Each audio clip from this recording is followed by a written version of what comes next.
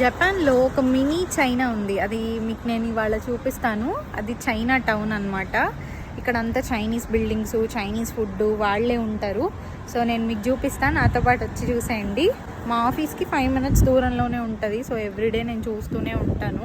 ఇక్కడ మీరు చూస్తున్నది చైనీస్ స్టైల్లో కట్టిన ఇల్లు అనమాట. ఇల్లు అపార్ట్మెంట్.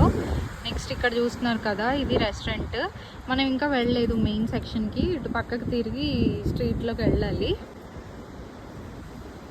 ఈ స్ట్రీట్లోకి కొంచెం లోపలికి వెళ్ళాలి. సో నేను మీకు వెళ్ళి చూపిస్తాను అక్కడ నుంచి. మీకు ఆల్రెడీ కనిపిస్తూ ఉండాలి. జాపనీస్ ఫుడ్లో వెజ్, తర్వాత రకరకాల ఫుడ్స్ని మేము ట్రై చేసాము. కానీ ట్రై చేయాలి, ఇందులో కూడా చాలా టేస్టీ ఫుడ్స్ ఉండొచ్చు. చూస్తే ప్రతి షాప్కి ఇట్లాగా వీళ్ళకి భలే ఉంటాయి. వీటిని ఏమంటారో నాకు తెలీదు. ప్రతి షాప్కి వీళ్ళు ఇలా అంటే చైనీస్ స్టైల్ని రిప్రజెంట్ చేసేలాగా ఇది చూసారా. సో బేసికల్లీ ఇక్కడ అంతా కూడా ఫుడ్ ఉంటుంది అనమాట. మొత్తం ఫుడ్. ఇంకా మీరు ఎవరైనా సరే చైనాలో అంటే చైనీస్ ఫుడ్ ట్రై చేయాలి అని అనుకుంటే మీరు ఈ టౌన్కి రావచ్చు. అక్కడ చూసారా ఒక టౌన్, ఒక ఇల్లా ఏదో కనబడుతోంది. అఫోర్డబుల్గానే ఉన్నాయి. ఇక్కడ ఉన్న వాళ్ళంతా మోస్ట్లీ చైనీస్ వాళ్ళే ఉంటారు.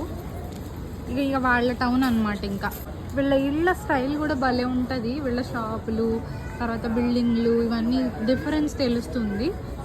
ఎప్పుడైనా ఫెస్టివల్స్ ఉంటే అసలు ఇక్కడ రోడ్ అంతా ఖాళీయే ఉండదు. ఇప్పుడు కొంచెం పర్వాలేదు. మేము ఒకసారి ఏదో ఫెస్టివల్కి వచ్చినప్పుడు ఇక్కడికి వచ్చాం అనమాట. ఇక్కడ ఏదో మార్కెట్ ఉంది, యొకోహామా హకురాంకాన్ మార్కెట్.